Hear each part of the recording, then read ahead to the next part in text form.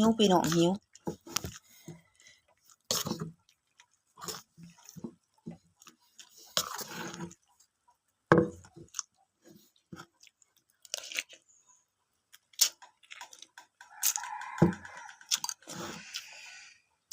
วันนี้อากาศดีๆแต่ว่าบ่ม่วนพี่น้องปวดเนื้อปวดขี้เนาะพี่น้องเนาะ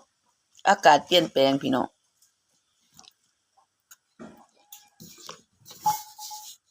อันนี้บ่กินข้าวกินมาม่าพี่น้อง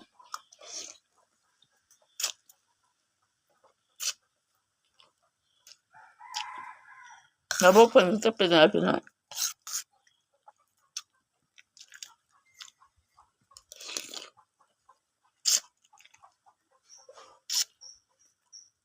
มากินน้ำม่าน้ำกันพี่น้องกินมาม่าเลยมื้อนี้